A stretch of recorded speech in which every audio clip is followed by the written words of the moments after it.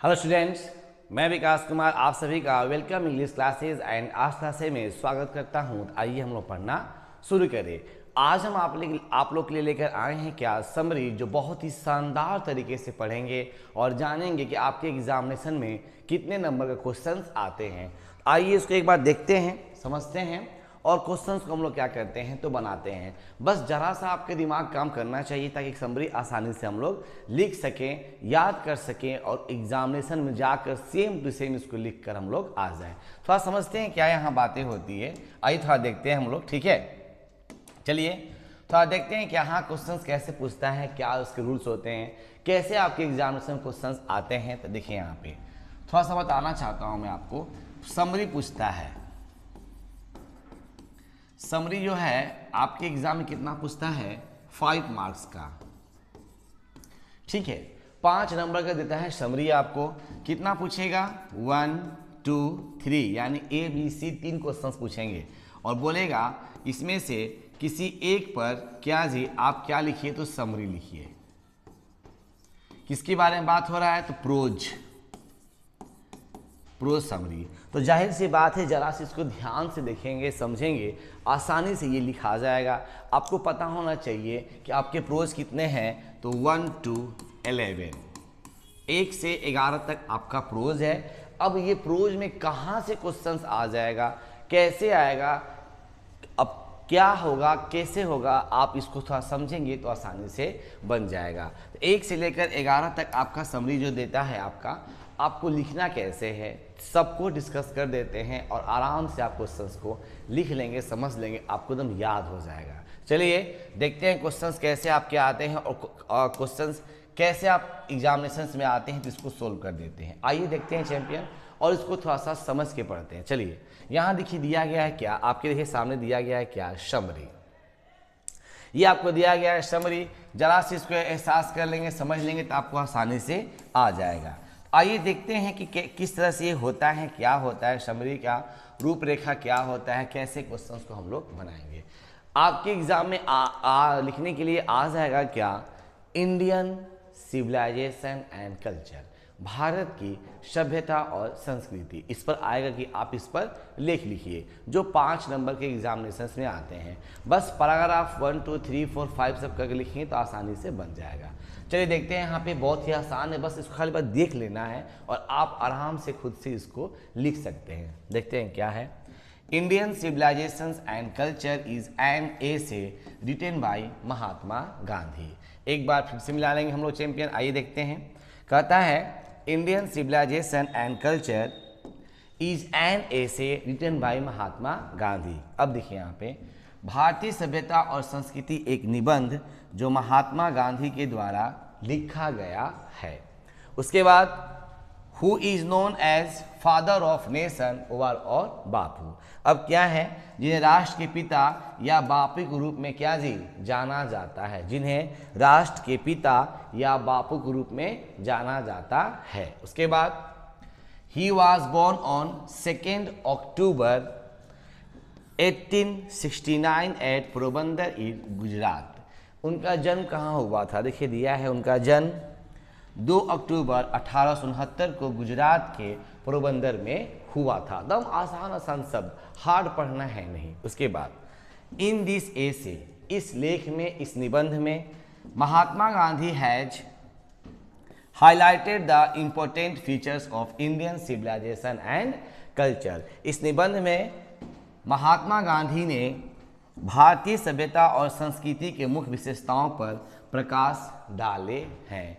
तो जाहिर सी बात है, आप क्या करेंगे, पहले आप इसको लिख लेंगे, उसके बाद उसके नीचे क्या करेंगे, आप ट्रांसलेट कर देंगे, एकदम आपको दिमाग पे छप जाएगा, कोई हार्ड नहीं है। चलिए आप इसको एक बार स्क्रीनशॉट ले लीजिए। चलिए उसके बाद देखते हैं नंबर 2 कहता क्या है। आइए number 2 paragraph, he says that, वह कहते हैं foundation of Indian civilization is far between than the western civilizations and our civilizations can not be beaten in the world because we were following the path that our ancestor made for अस।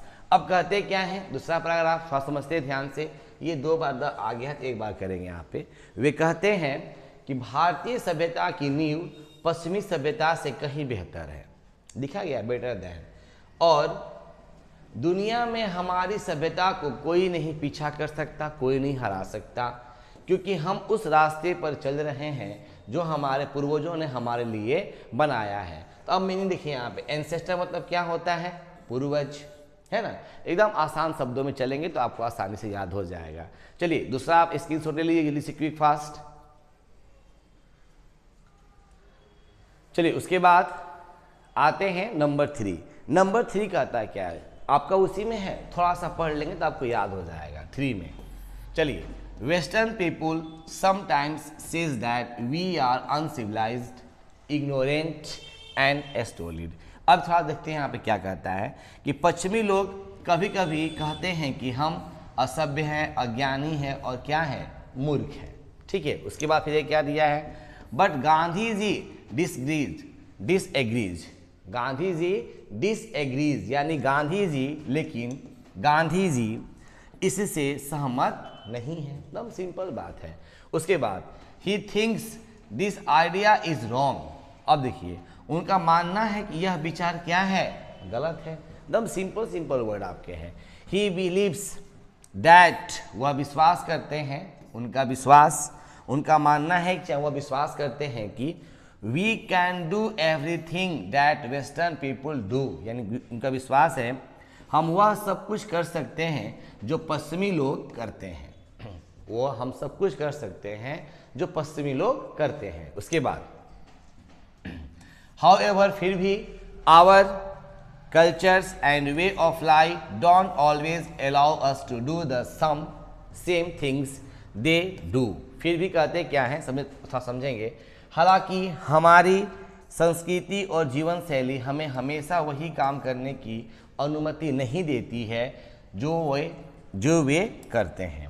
यानी कहते हैं कि पश्चिमी लोग जो करते हैं वो हम भी कर सकते हैं, सब कुछ कर सकते हैं, लेकिन हमारी संस्कृति हमें वही काम करने के लिए करते हैं जो वो हमें वही काम करने के लिए नहीं करते हैं जिसकी अनुमति वो नहीं देते हैं। जो वेस्टर्न सिविलाइजेशन करता है हम भी उसको करें, ऐसी बात नहीं है। ठीक है, तो आपका कितना हो गया, 3 पैराग्राफ। बहुत आसान है, बस इसको बस हल्का सा पहले 2 बार 3 बार इसको स्टडी कर लेंगे, अपने आप इसको लिखना शुरू कर देंगे।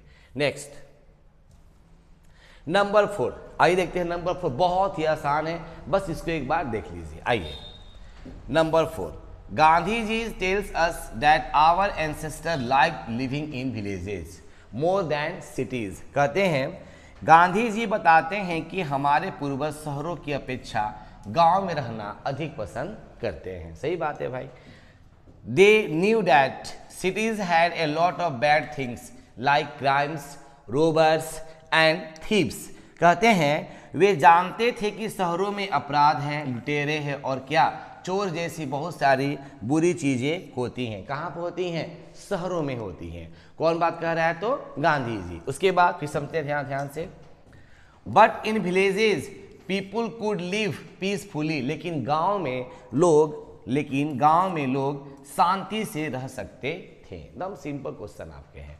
उसके बाद गांधी जी सेज दैट, गांधी जी कहते हैं mind is a restless bird, the more it gets the more it wants and remains unsatisfied. कहते हैं क्या, गांधी जी कहते हैं कि मन एक बेचैन पक्षी है, जितना ही अधिक यह चाहता है उतना ही अधिक प्राप्त करता है और हमेशा रिमेन्स अनसेटिस्फाइड, और हमेशा क्या जी, असंतुष्ट रहता है। So we should not indulge in our passion,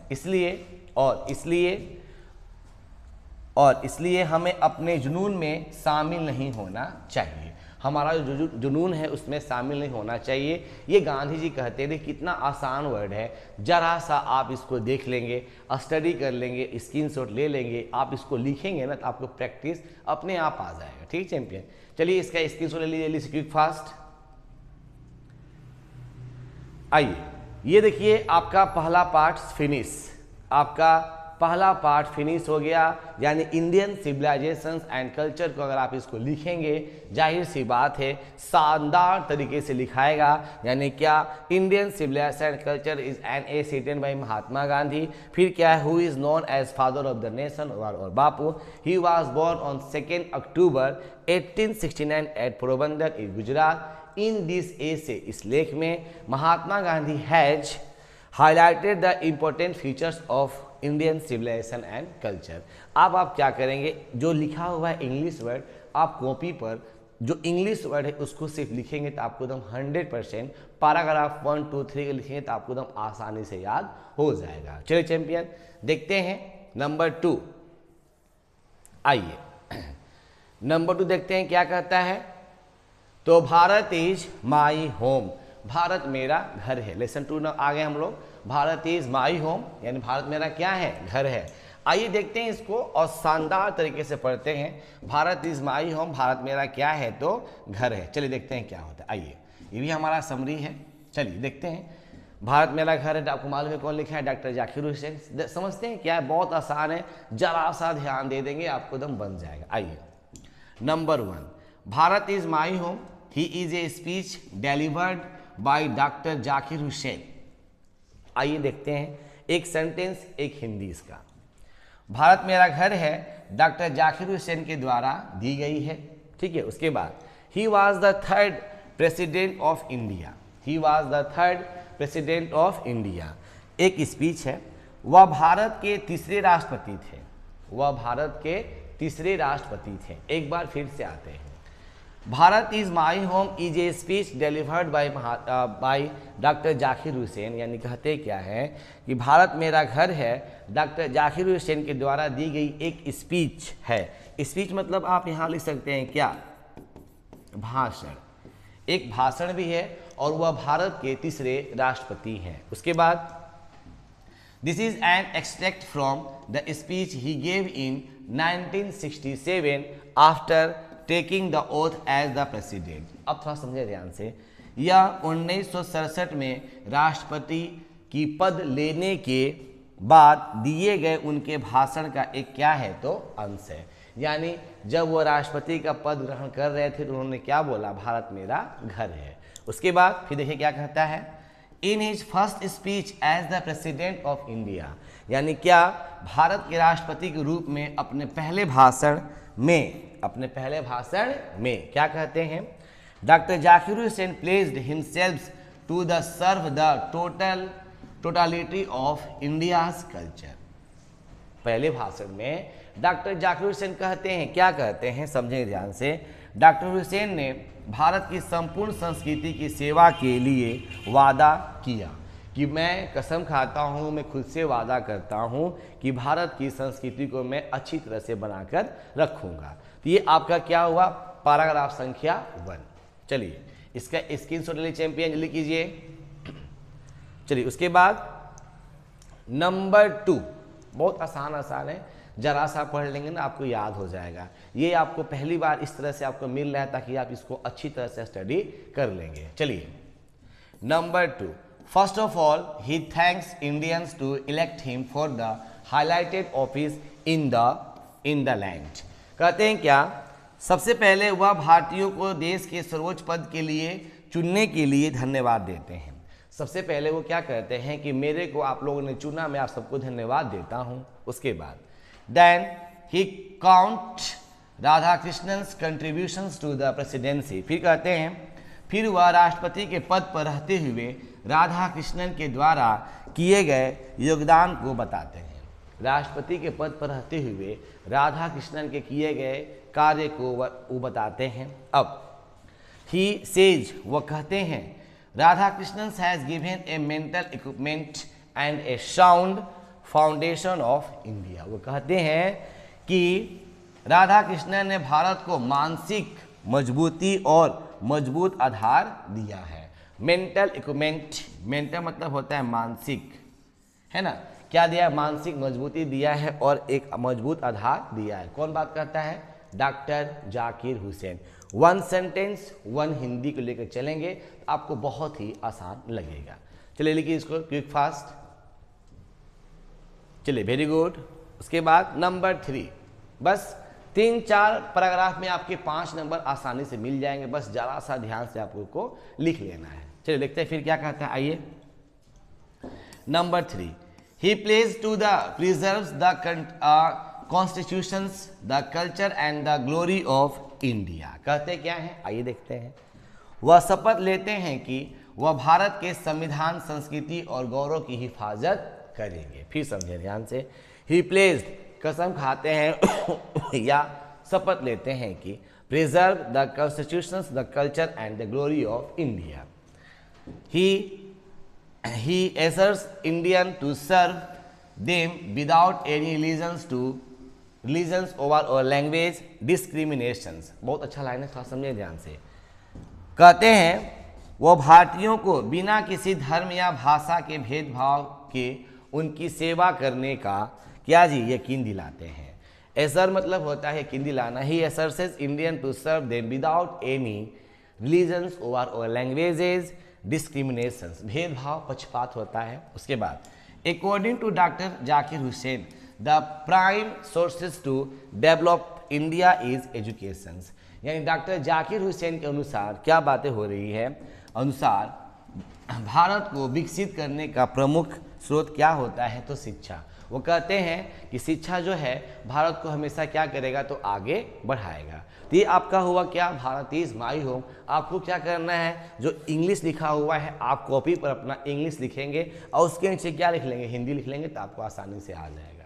चलिए उसके बाद देखते हैं फिर क्या।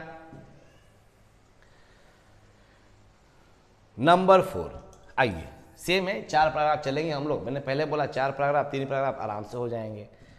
Doctor Zakir Hussain admits India has his home and its people are my family. देखिए ध्यान से, डॉक्टर जाकिर हुसैन भारत को अपना घर और यहाँ के लोगों को अपना परिवार मानते हैं। कौन, डॉक्टर जाकिर हुसैन।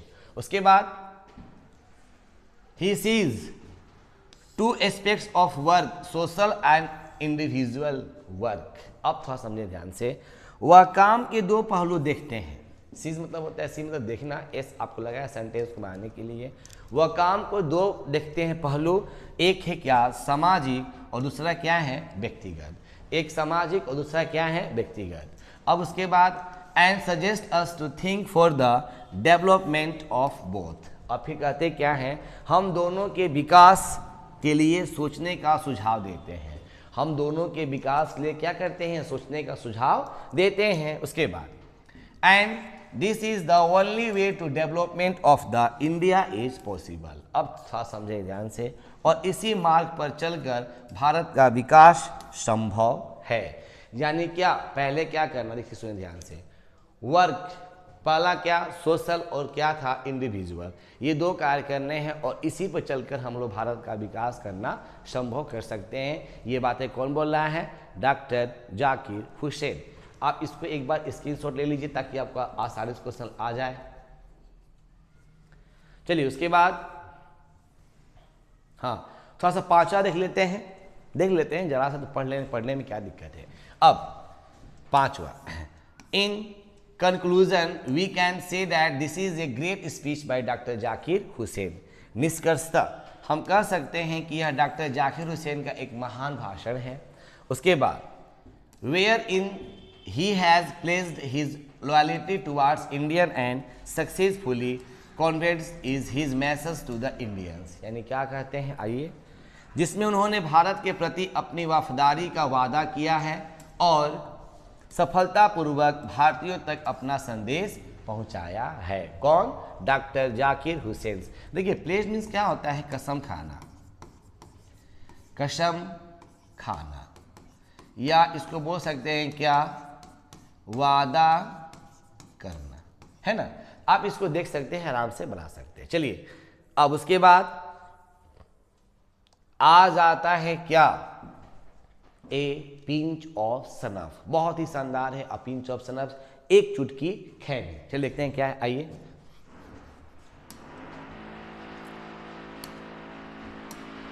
एक चुटकी खैनी, देखिए क्या है, प्रोज,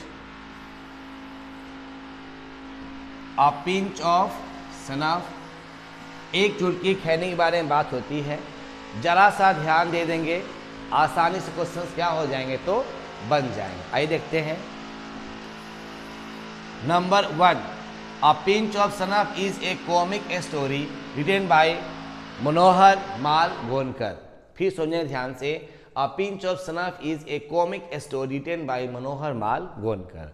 आइए थोड़ा समझते हैं ध्यान से इसको। आइए, कहता है मनोहर माल गोनकर के द्वारा लिखी गई यह एक मजकिया कहानी है। मजकिया समझ सकते हो, मजकिया कहानी है। ही was a great novelist of India. वह भारत के एक महान उपन्यासकार थे। कौन? मनोहर माल गोनकर। बहुत आसान क्वेश्चन है। He has presented a comic story full of wit and adventurous, यानी क्या, यहाँ उन्होंने विवेक और जोखिम से भरी हुई एक कहानी पेश की है। कौन? मनोहर माल गोनकर। ठीक चैंपियन, बहुत ही आसान है, बस इसको एक बार देख लेना है। उसके बाद फिर देखते हैं क्या होता है। आइए, अब नानू काका is the main character and maternal uncle of narrator.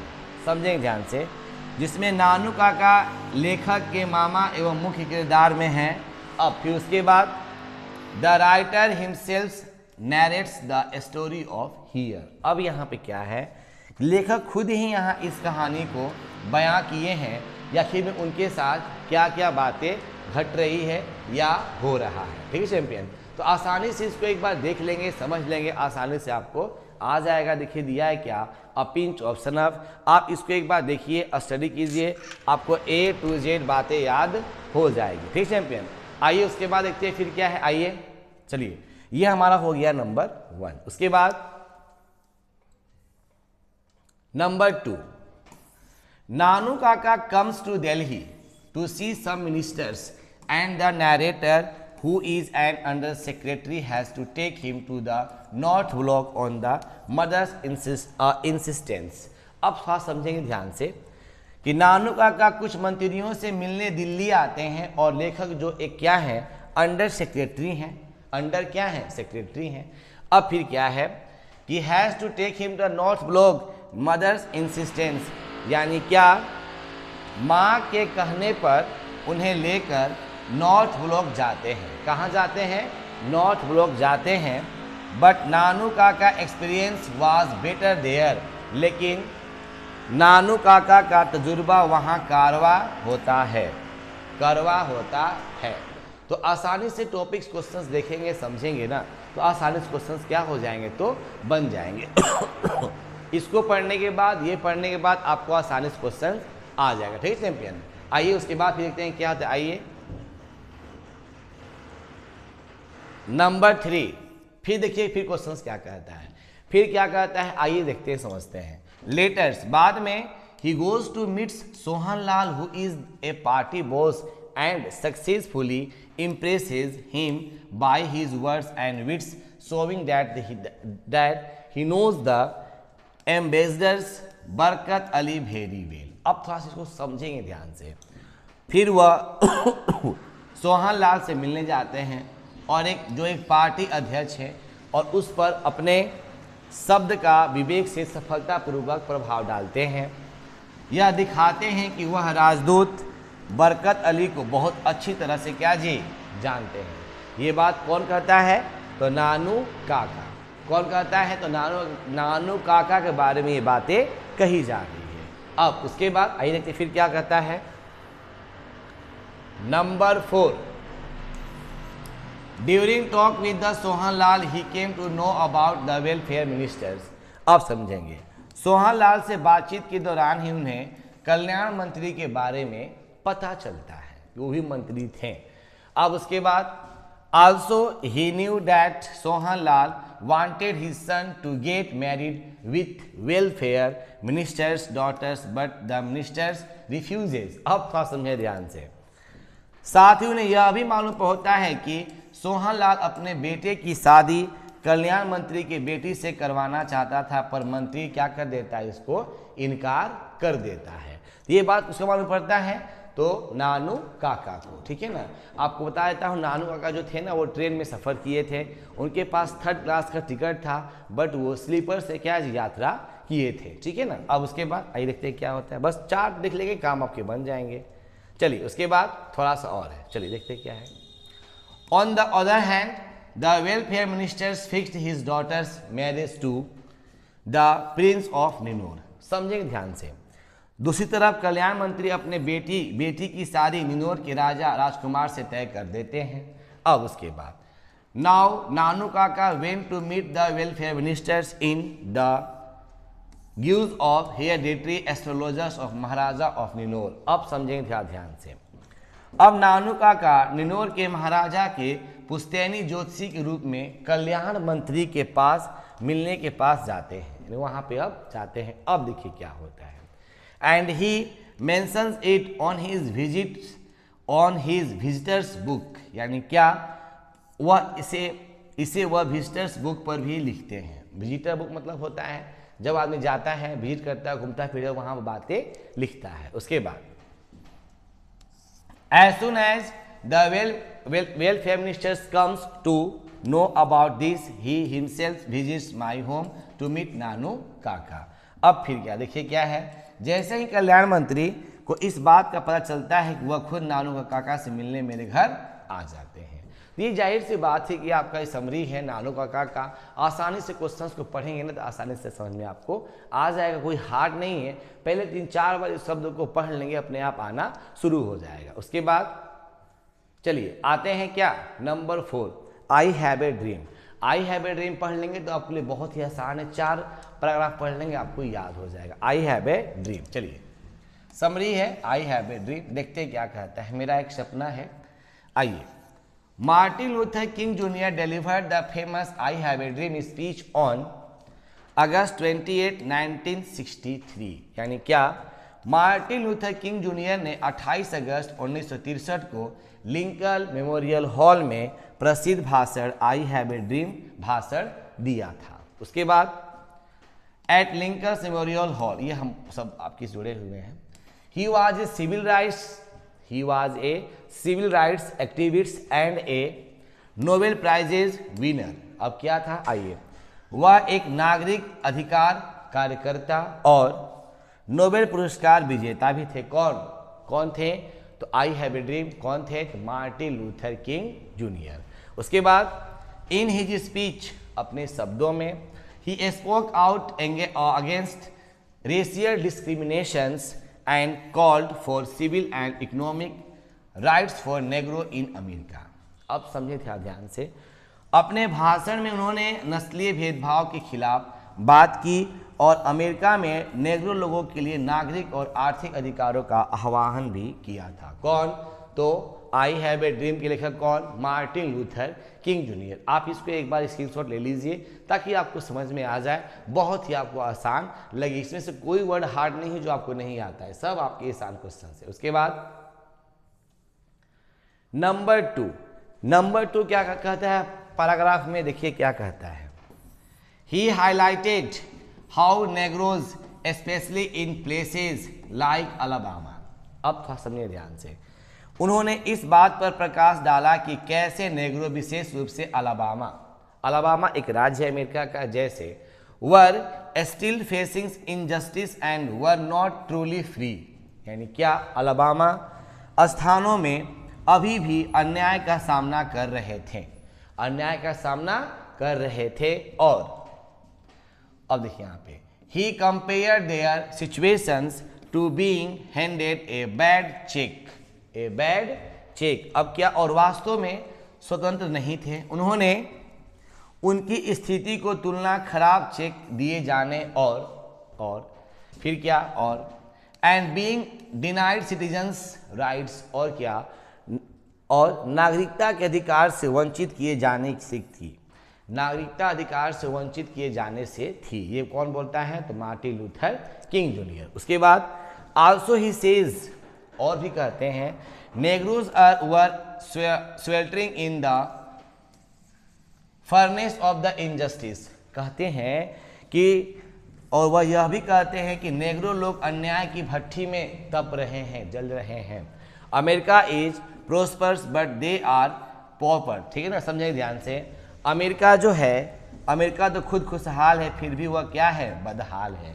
कौन कह रहा है, मार्टिन लूथर किंग जूनियर। जाहिर सी बात है ये आपका 2 है, आप 3-4 बार इसको लिखेंगे तब आपको समझ में आ जाएगा। अभी आप पढ़ेंगे तो आपके लिए बहुत हार्ड लगेगा, और जो विद्यार्थी किताब पढ़ने के लिए बहुत ही आसान है, जरा सा देखेंगे तो समझ में आ जाएगा। उसके बाद नंबर 3 देखिए क्या कहते हैं।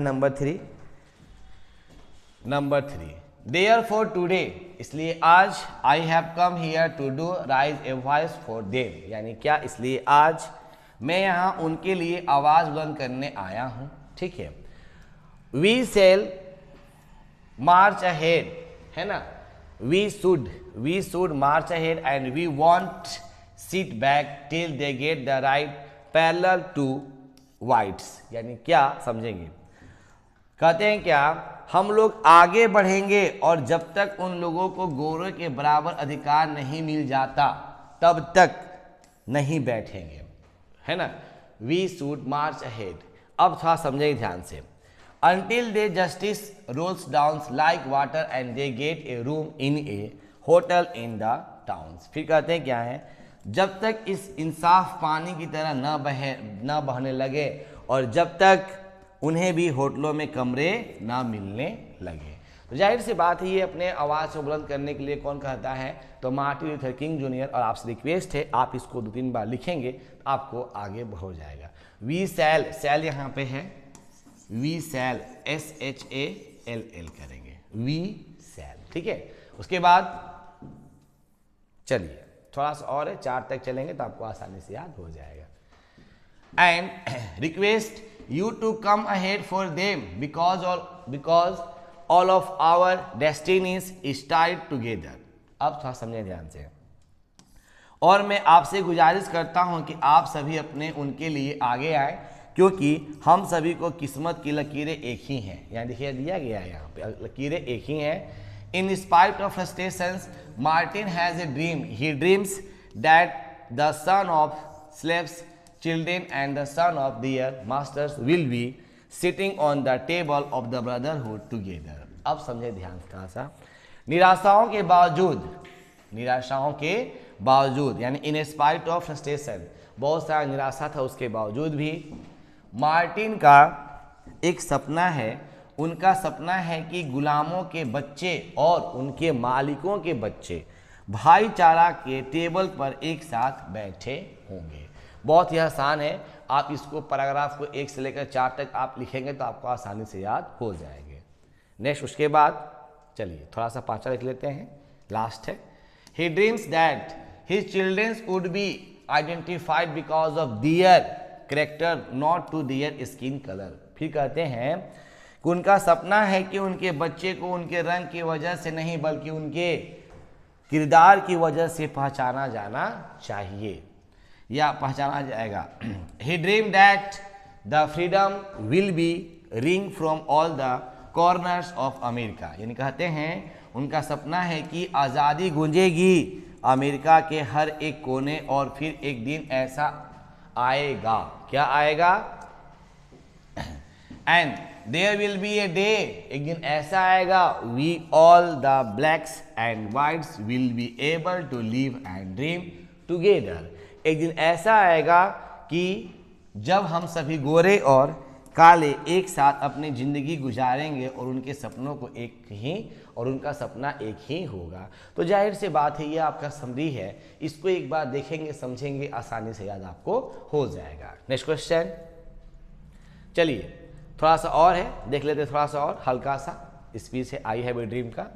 This is one of the greatest speech ever for the rights of blacks, यानी क्या, यह कालों में समर्थन में अब तक की सबसे दी गई सबसे बेहतरीन स्पीच में से एक है। And he has successfully receives the rhythm of his audience. और फिर क्या, और उन्होंने बड़ी कामयाबी से यहाँ अपने श्रोताओं को खुद से जोड़ने में सफलता प्राप्त की थी।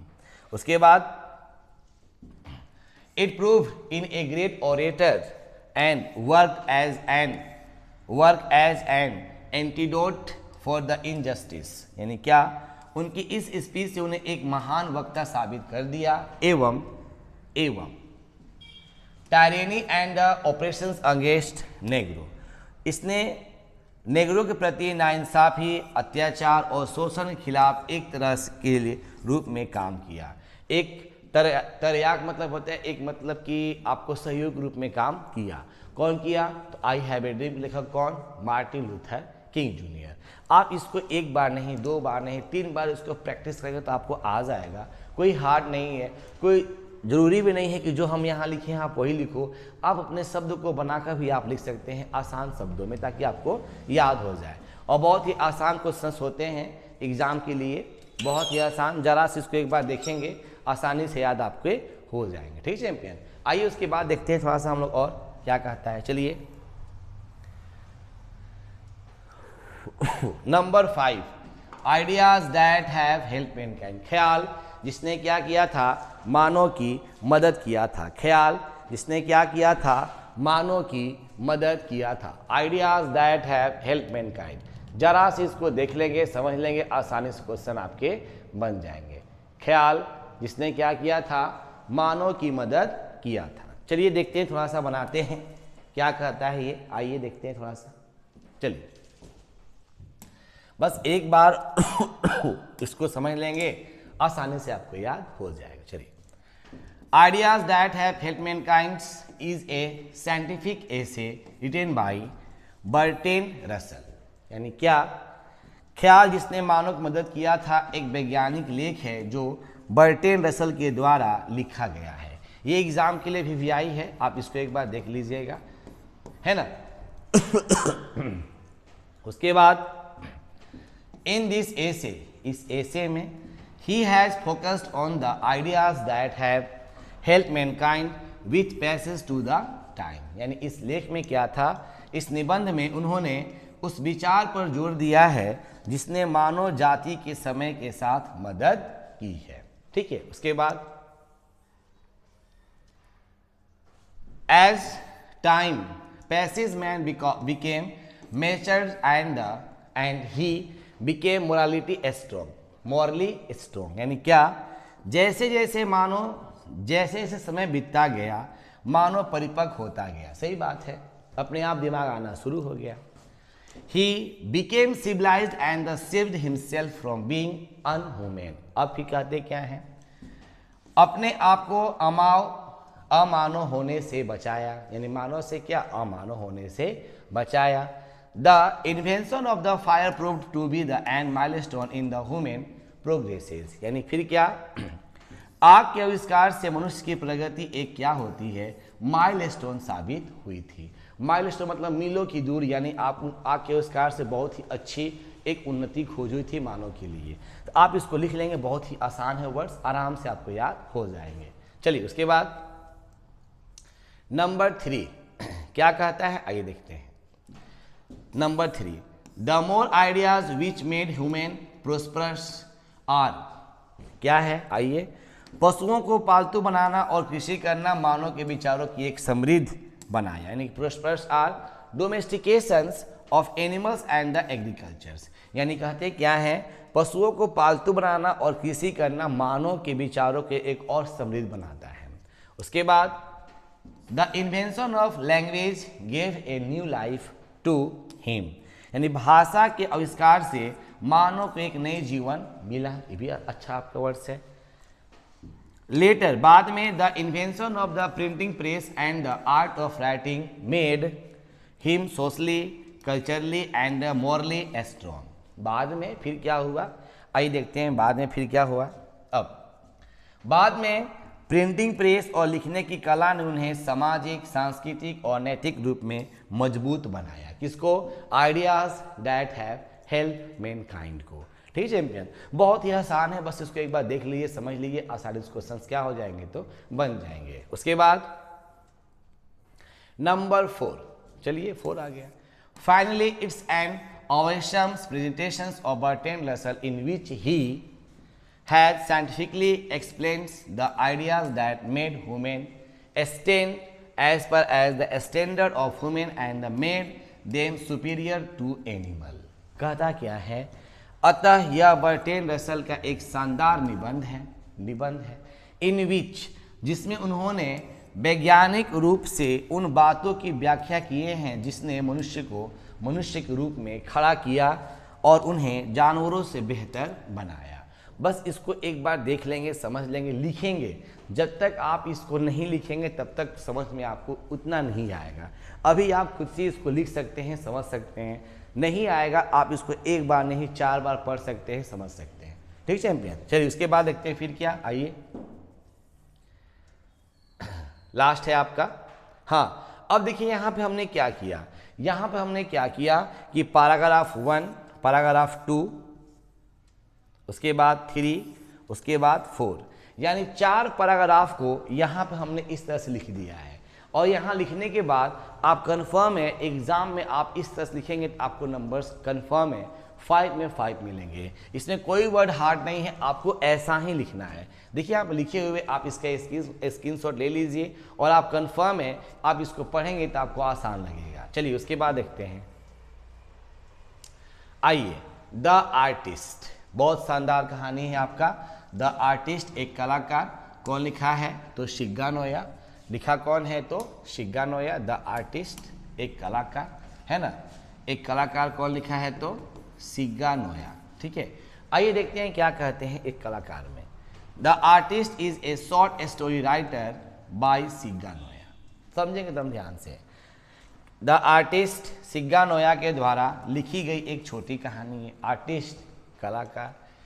In this story he has focused that how is the talent of the youngster exploit, है ना, एक्सप्लॉइट। अब समझे ध्यान से, इस कहानी में उन्होंने इस बात पर फोकस किया है कि इस प्रकार एक युवा के टैलेंट को बर्बाद कर दिया गया है। एक्सप्लॉइट, है ना, एक्सप्लॉइट। उसके बाद शिबेई इज ए 12 years old जापानी बॉय, यानी क्या शिबेई एक 12 वर्ष का जापानी लड़का है। उसके बाद who lives in a harbour town, जो एक बंदरगाह वाले शहर में रहता है। उसके बाद he reads in A primary school, वह एक प्राइमरी स्कूल में पढ़ता है। एकदम सिंपल सिंपल वर्ड लिखे हैं, देखिए क्या लिखे हैं। He is found of the collecting gods, यानी क्या वह कद्दू को इकट्ठा करने का उसके पास शौकीन था। और he experiences new techniques on gourds every day, वह कद्दू पर नई नई तकनीक का इस्तेमाल करता रहता है। कौन तो शिबेई, यानी क्या शौकीन है, वो हर रोज नया नया कद्दू को में से काटेगा, उसमें से बीज निकालेगा, चाय की पत्ती डालेगा, उसके टॉप कद्दू के परत के ऊपर को काटेगा। चलिए यहाँ पे हो गया आपका पहला स्टेप, बहुत ही आसान है, एक बार पढ़ लेंगे आपको याद हो जाएगा। उसके बाद number 2, one day he buys a special god in 10 cents and he is so closely connected to it that even he takes to it to a school, यानी कहता है क्या कि एक दिन वह एक कद्दू 10 सेंट में खरीदा और वह उससे इतना जुड़ जाता है कि वह उसे अपने स्कूल लेकर चला जाता है। अब देखिए क्या होता है। But he is caught a day by moral teachers, यानी कि जब स्कूल लेके जाता है लेकिन वह एक दिन कद्दू को पॉलिश करते हुए, है ना, आप थोड़ा समझें ध्यान से। यहाँ पे आइए देखते हैं। But he is caught a day by moral teachers while polishing the god in the class he is scolded then ground the gods is given to the porter. अब देखिए क्या होता है। एक दिन क्या होता है, वह अपने स्कूल लेकर चला जाता है लेकिन वह एक दिन कद्दू को पॉलिश करते हुए नैतिक शिक्षक के द्वारा पकड़ा जाता है। उसे डांटा भी जाता है और उसका कद्दू छीनकर गेट कीपर को दे दिया जाता है। गेट कीपर जो मतलब बाहर पहरा करता है उसको दे दिया जाता है। ठीक है, अब देखिए फिर समरी में क्या होता है। आइए number 3, the moral teachers complains about him to his family. अब फिर क्या, नैतिक शिक्षक इस बात की शिकायत उसके पिता से करते हैं, और पिता से नहीं मतलब माँ से करते हैं, और as a result his father beats him, और परिणाम स्वरूप उसके पिता के द्वारा पीटा जाता है। पिता उसको पीट देते हैं पिताजी। अब as smashed his collection of gourds, और उसके कद्दू को तोड़ दिया जाता है। But he does not say even a word, लेकिन वो कुछ कहता नहीं है, लेकिन वह लड़का एक शब्द भी नहीं बोलता है। और At the other hand, that special gods is finally sold in 600 येन। अब फिर क्या, और दूसरी तरफ वह विशेष कद्दू 600 येन में बिक जाता है, और इस तरह से एक कला क्या हो जाती है, तो बर्बाद हो जाती है। Like this an art is wasted, और इस तरह से एक कला क्या हो जाती है, बर्बाद हो जाती है। शॉर्टकट है, आप कंफर्म में समरी मतलब आपको समझ में आना चाहिए, ये आपके सामने लिखा गया है, ठीक है चैंपियन। चलिए उसके बाद बहुत आसान है, फाइनली चौथा। देखिए जब लास्ट लिखेंगे ना पैराग्राफ, तो वहाँ जरूर वर्ड डालिएगा क्या, फाइनली। फाइनली मतलब होता है अंतिम रूप से या निष्कर्षता, ठीक है ना। Finally it's an awesome presentations of Shiga Naoya where he beautifully shows that how is a talent wasted by the family and the mentors. क्या, अतः यह शिग्गा नोया एक शानदार कहानी है जहां उन्होंने काफ़ी खूबसूरती से दिखाया है कि किस प्रकार किसी व्यक्ति का टैलेंट उसके घर वाले और उसके मार्गदर्शकों के द्वारा बर्बाद कर दिया जाता है, ठीक है। चलिए तो 1 से लेकर 6 तक समरी पढ़ लिए। आप सबसे रिक्वेस्ट है, आप अगर इसको लिख लेंगे, इसमें से आप साइंस हो या आर्ट्स हो या कॉमर्स हो, कोई भी हो, सबके लिए आप एक बार इसको देख लिए। A to Z यहाँ समरी है, आप कंफर्म है, इसको आप पढ़ लेंगे तो आपको याद हो जाएंगे। नेक्स्ट चलिए थोड़ा सा और देख लेते हैं, थोड़ा सा और हल्का सा।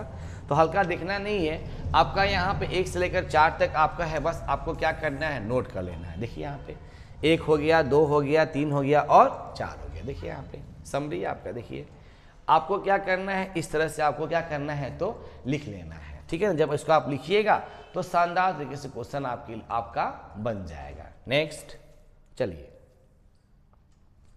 एक बच्चा पैदा हुआ, अ चाइल्ड इज बोर्न।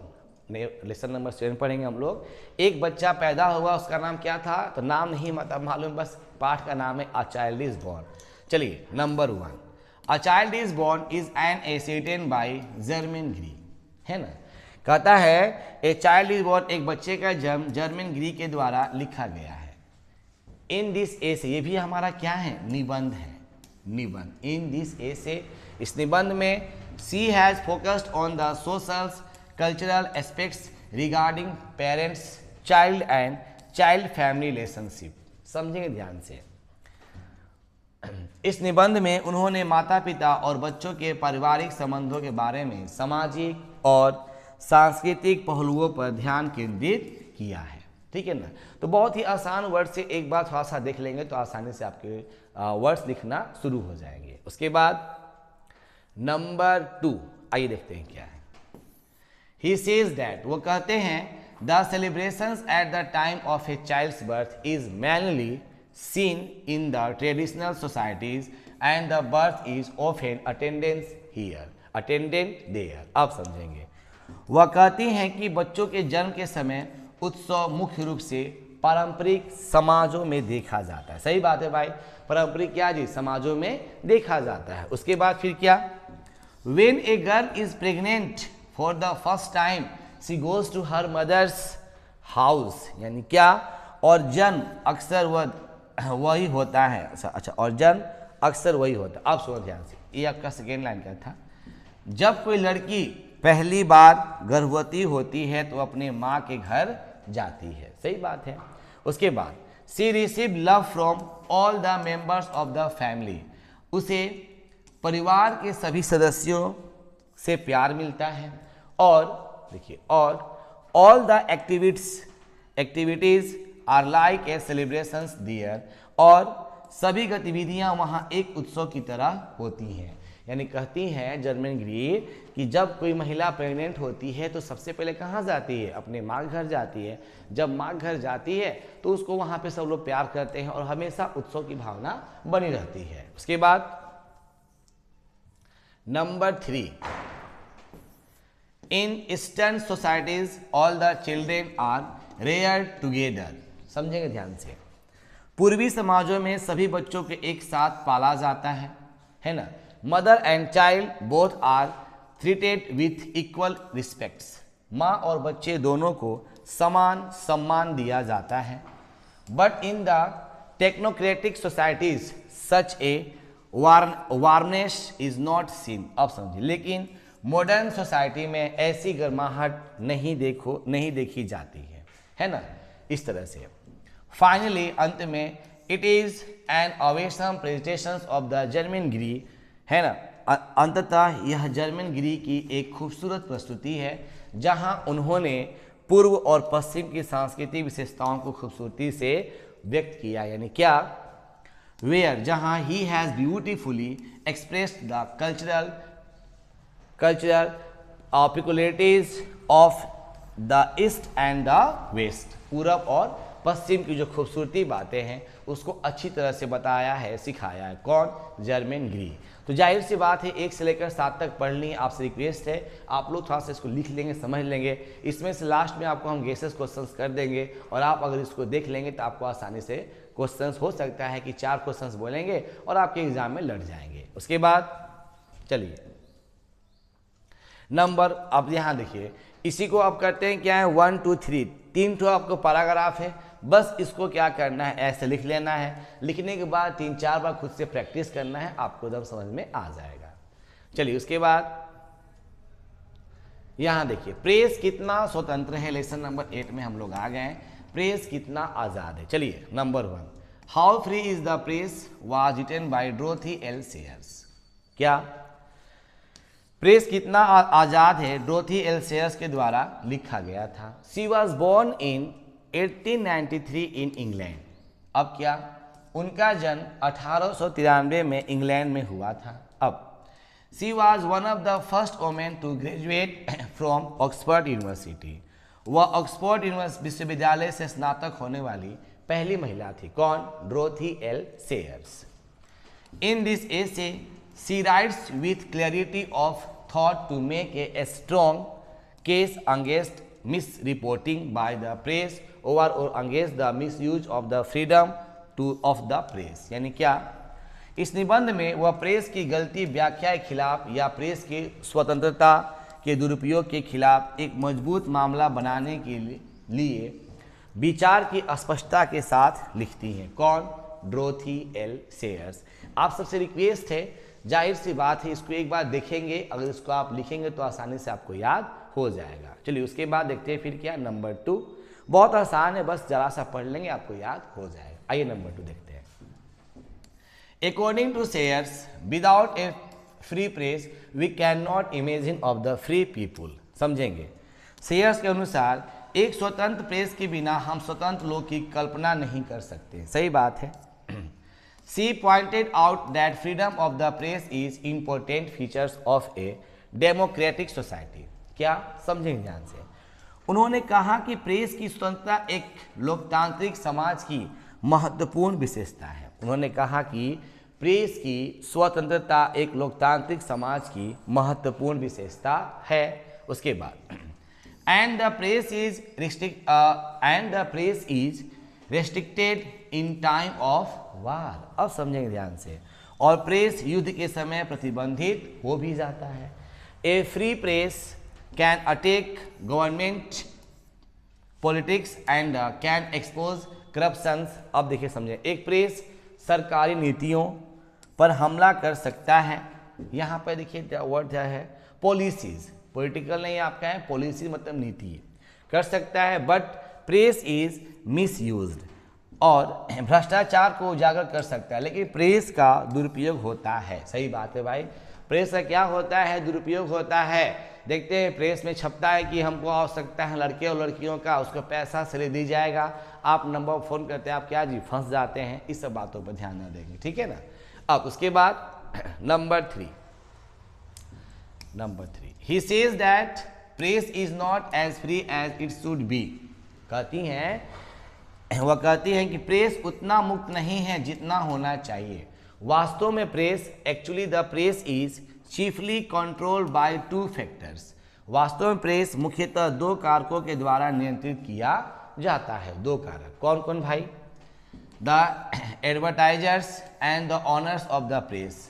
जो विज्ञापन और प्रेस के मालिक होते हैं, उन्हीं के द्वारा ये किया जाता है। 2 पहलू है।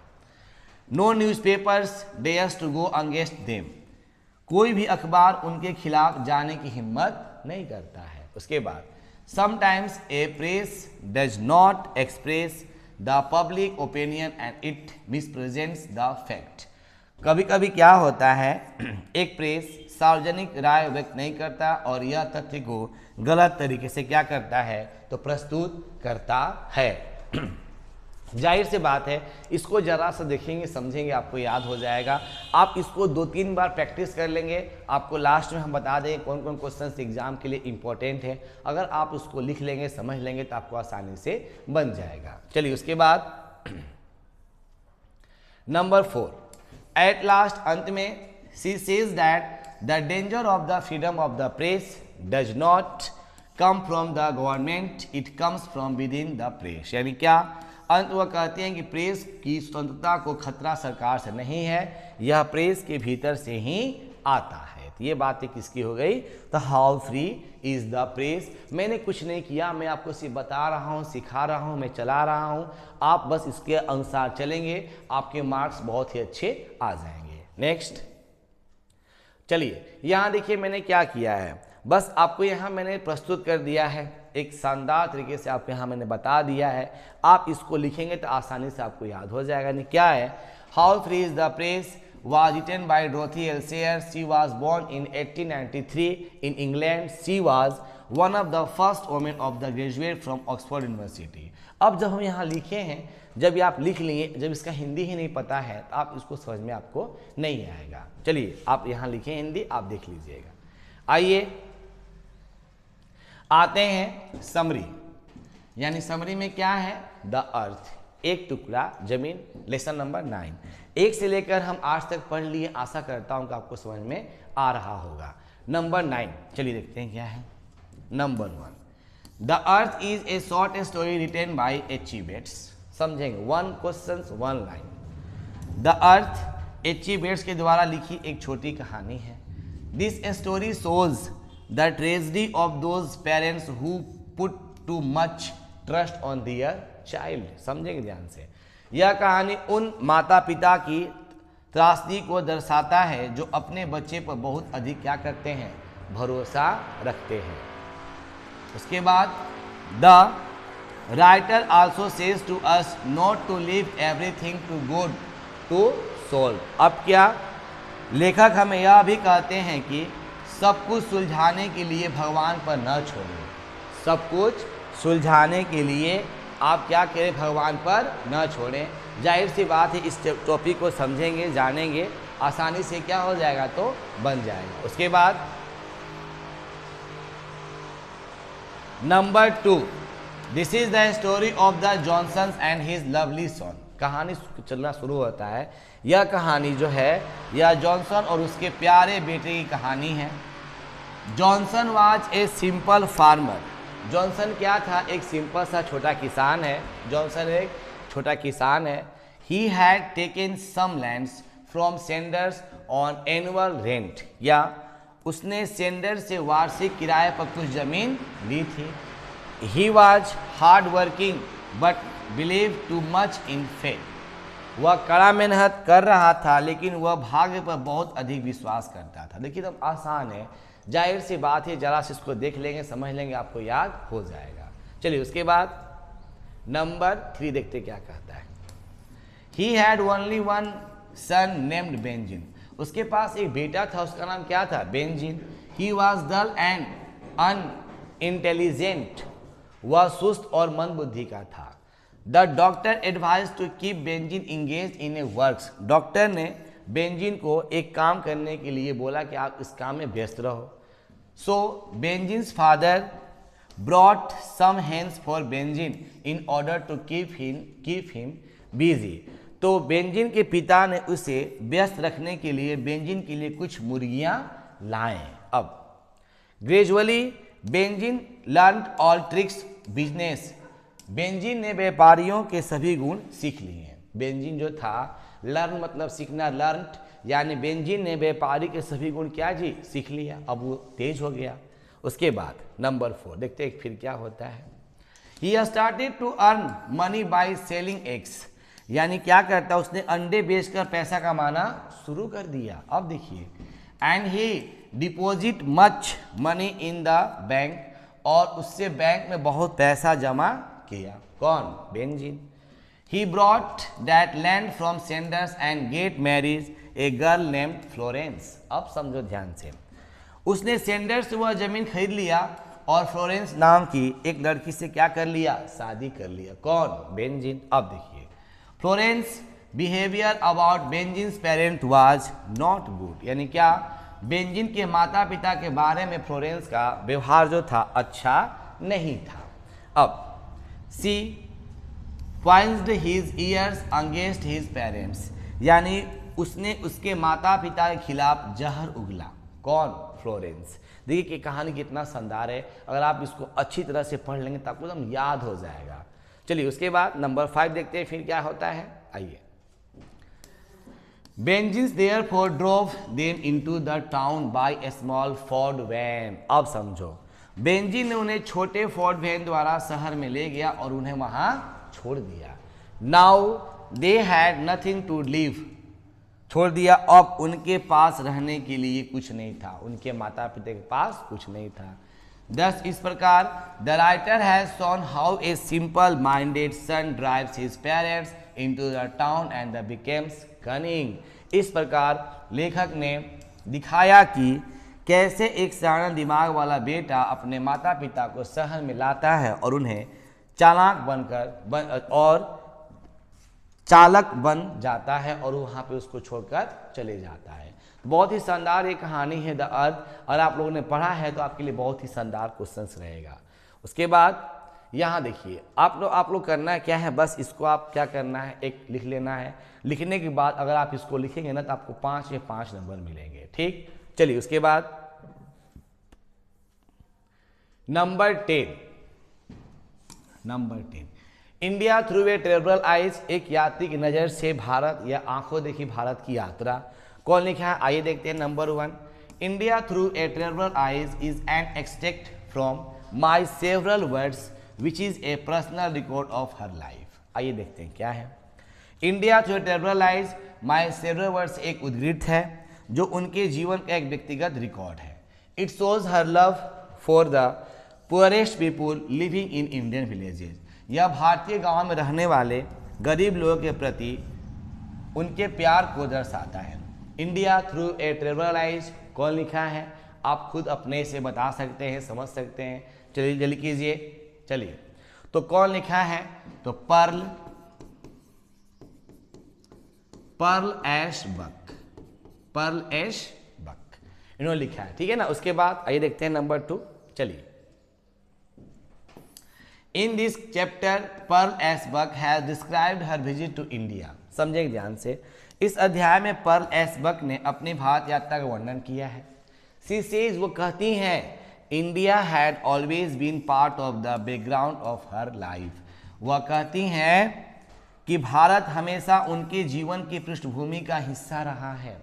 She had heard a lot more of India from her family doctor and his wife who were Indians. अब समझेंगे ध्यान से, उसने अपने परिवार के डॉक्टर और उसकी पत्नी से बहुत अधिक भारत के बारे में सुना था, जो who were Indians. She had also learnt Buddhism and the life story of Lord Buddha, जो अब फिर समझेंगे, जो भारतीय थे।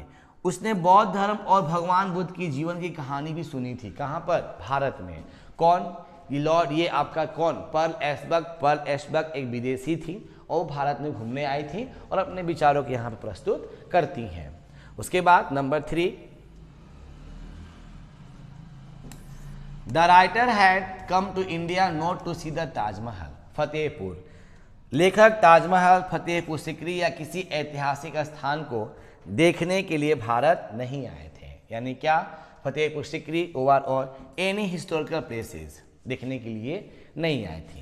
Her mission was to see and listen to the young intellectuals of Indian cities. यानी क्या? उनका मिशन भारतीय शहरों के युवा बुद्धिजीवी और गांव में किसानों को देखना था, ये था। और and peasants in the villages, गांव में किसानों देखना था और सुनना था।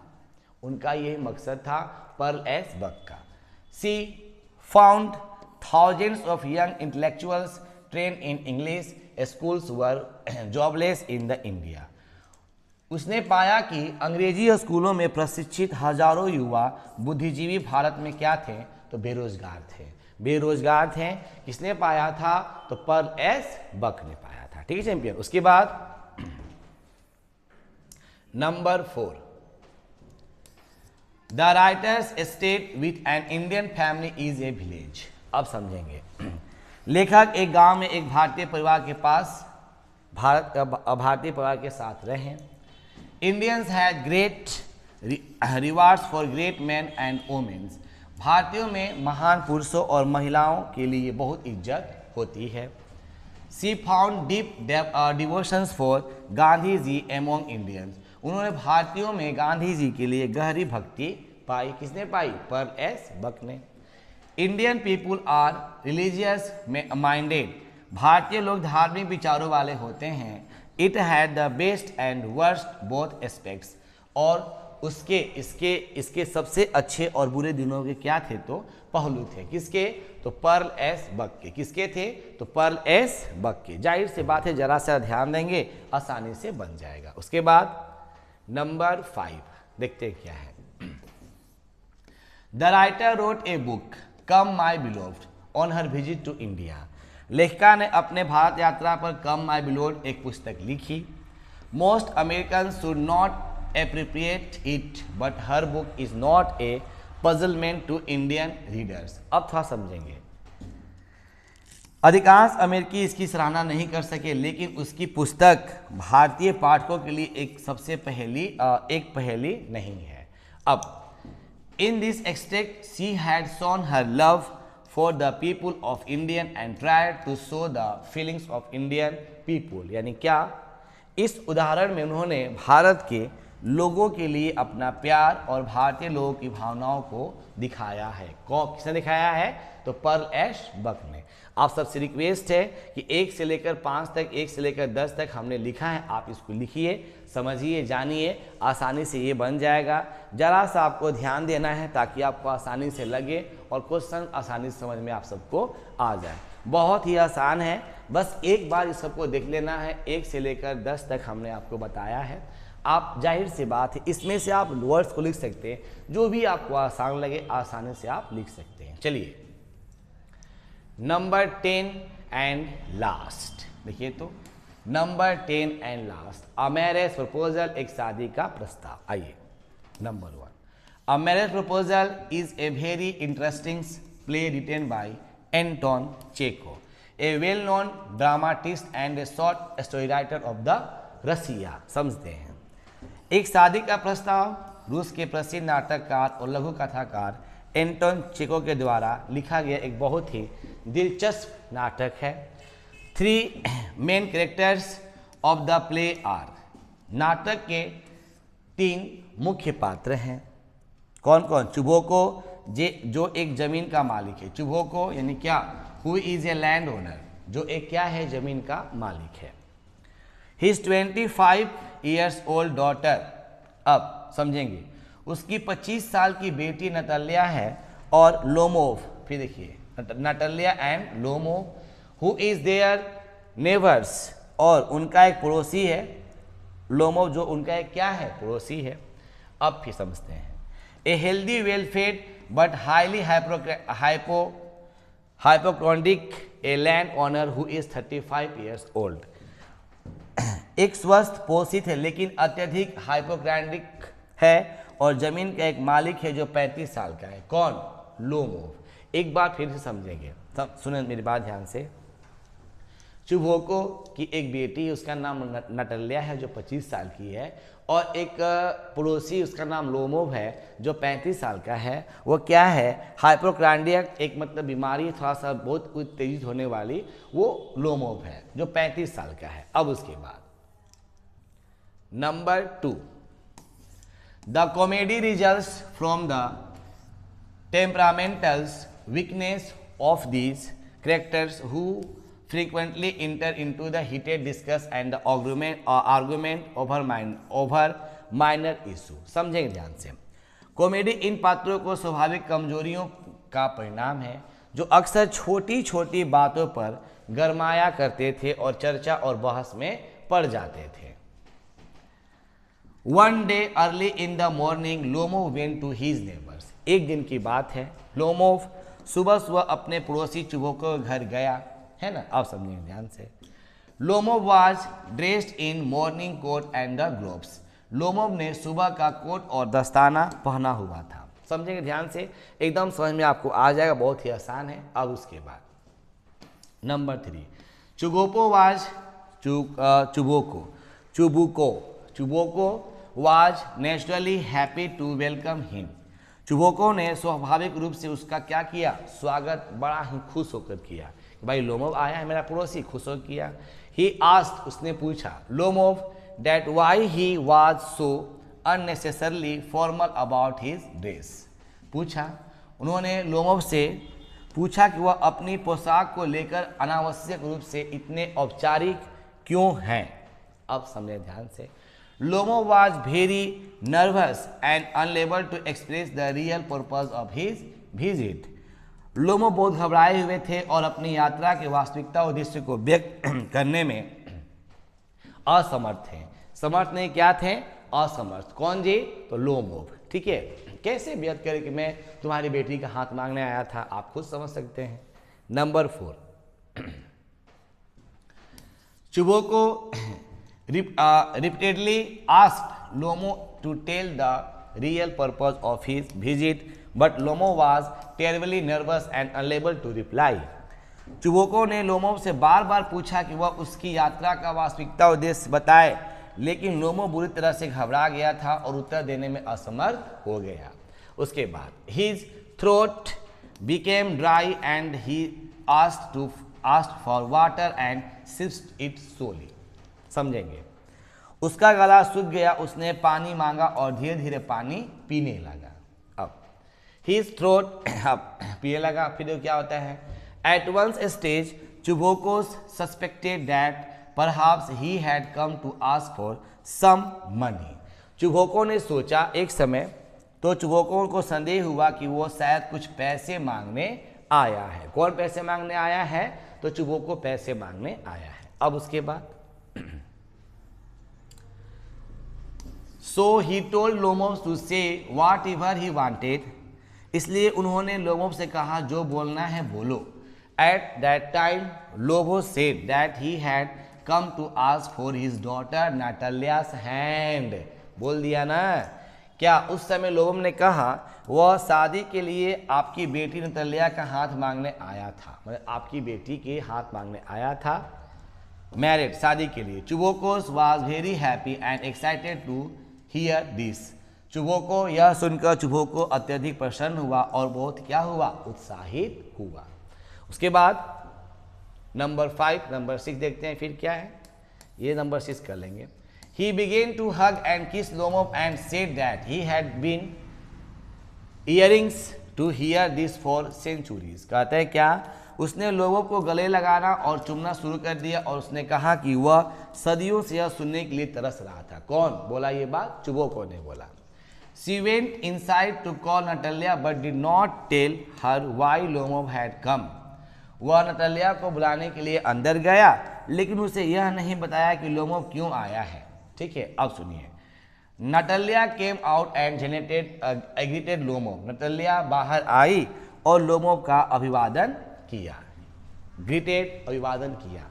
लेकिन चुबोको ने यह नहीं बताया कि मतलब कि लोमोव आया है तुमसे शादी करने के लिए। ठीक है ना। अब उसके बाद तो बस इतना ही तक आपका था। और यहाँ मैं आपको एक चीज़ बताता हूँ, आपके एग्जामिनेशंस में वेरी वेरी इंपॉर्टेंट क्वेश्चंस, यानी पहला क्वेश्चन देखते हैं क्या है आपके लिए, एग्जाम के लिए, फॉर एग्जामिनेशन। पहला आप लिख सकते हैं क्या, इंडियन सिविलाइजेशन एंड कल्चर। दूसरा लिख लेंगे हम लोग a pinch of snuff, a pinch of snuff. तीसरा लिख लेंगे हम लोग how free is the press. चौथा लिख लेंगे हम लोग द अर्थ। और पांचवा बस प्रैक्टिस कर लेंगे हम लोग चैंपियन, क्या, ए मैरिज प्रपोजल। आशा करता हूं कि अगर आप इन पांचों टॉपिक्स को, इन पांचों समरी को प्रैक्टिस कर लेंगे, साइंस हो या आर्ट्स हो या कॉमर्स हो, इन पांचों में से क्वेश्चंस लड़ जाएंगे और आपके एग्जामिनेशन में अच्छे क्वेश्चंस आ जाएंगे। So thanks for watching this video. देखने के लिए आप सबको धन्यवाद। मस्त रहिए, बिंदास रहिए और क्वेश्चंस को पढ़ते रहिए। Thank you for all guys.